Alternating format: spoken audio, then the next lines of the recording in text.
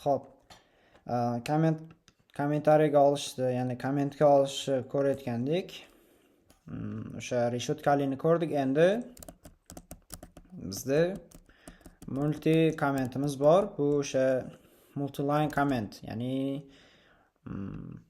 bular hammasi bittalik bo'lsa, bu уже single emas, ya'ni jufti bor. Mana shuni orasiga masalan biror nima yozsak, bu yakka holda ishlamaydi. Bu agar yopilmay qolsa, ochilgandan keyin yopilmay qolsa, o'zidan keyin hammasini kommentga olib boradi. Ya'ni hozir masalan buni chiqaradigan bo'lsak, уже error. Entertainment comment starting line, ya'ni bizga xatolikda aytibdi. 26-qatorda kommentariy ochilgan deyapti. Unterminated, ya'ni o'sha kommentariy ochilib yopilmaganligi haqida bizga aytibdi. Biz kommentni o'zini kommentga olib qo'ysak, ishlab ketadi. Xo'p.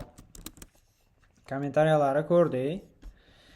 Endi bizda multi-line comments, ya'ni multi-line comment o'zi nimalarda qo'l kelishini bizga tushuntiryapti. Multi-line comments bu, masalan, bu kommentariyalar o'zidan keyingi mana shu, masalan, nima kod yozsak, mana shu qatorga, line'ga hammasini kommentga oladi. Hammasini o'zini o'rni bor. Masalan, buni ko'p dokumentatsiyalarda ishlatishimiz mumkin. Buni kodlarda, line'larda, ya'ni общий line'lar olish uchun bular ketadigan bo'lsa, multi-line commentimiz bizga masalan mana bu joyda ancha qo'l keladi, ya'ni ishlatilish o'rni asosan shu joylarda. Hop, birinchi buni responsni ko'ramiz. 10 chiqdi, ya'ni 5 ga 5 ni qo'shyapti. Biz shunday vaziyatlar bo'ladi.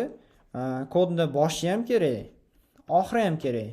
O'rtada masalan keraksiz emas, masalan shunday bir narsa qilyapmiz, keyin deb o'ylab shu joyga bo'lish mumkin bo'lgan narsa yoki bir qisqacha kommentariy yozib ketsak bo'ladi. Masalan, bular qo'shilyapti deb, masalan to'g'ri yozmadik, qo'shilyapti deb yozib ketsak, orasida ishlash uchun, ya'ni bu juft kommentariy bo'lgani uchun, ochilishi va yopilishi bor bo'lgani uchun buni shunaqa oraliklarda ishlatishimizga ancha qo'l keladi.